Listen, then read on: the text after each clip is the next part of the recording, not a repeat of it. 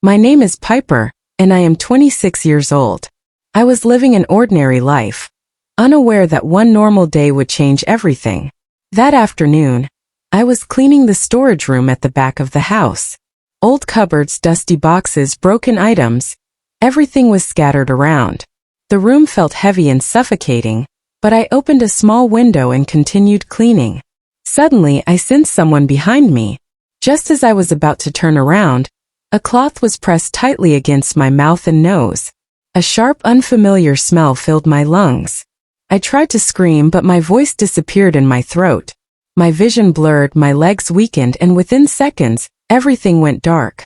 When I regained consciousness, my head was pounding.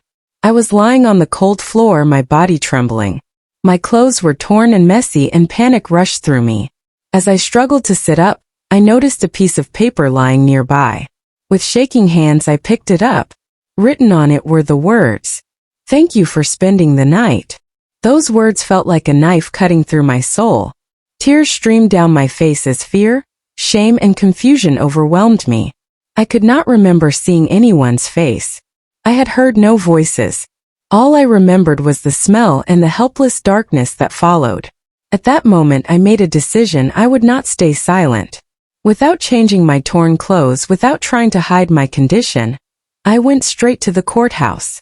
People stared at me along the way, whispering and judging, but none of it mattered. I stood before the judge and told my entire story. My voice trembled, yet my resolve was unshaken. The judge listened carefully and immediately ordered a full investigation. The police inspected the storage room, checked nearby security cameras, and questioned everyone who had access to the area. Within 24 hours, shocking truths began to emerge.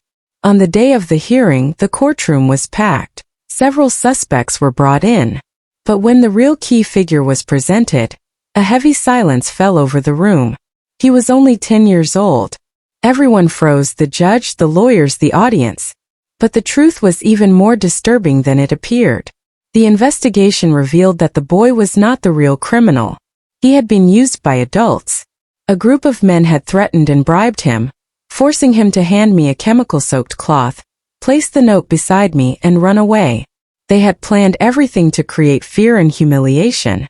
Medical reports confirmed that no serious physical crime had occurred while I was unconscious.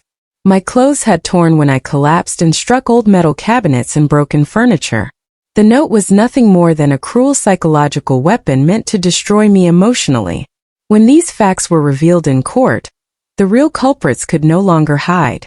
The same people who pretended to be respectable members of society were exposed as the masterminds behind the act. The court placed the child under protection and ordered rehabilitation, recognizing him as a victim rather than a criminal.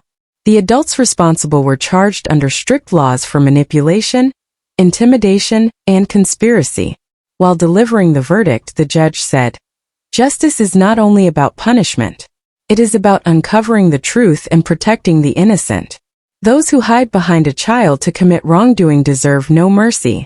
As I walked out of the courtroom, my heart still carried scars, but my head was held high. I had chosen to speak instead of remaining silent.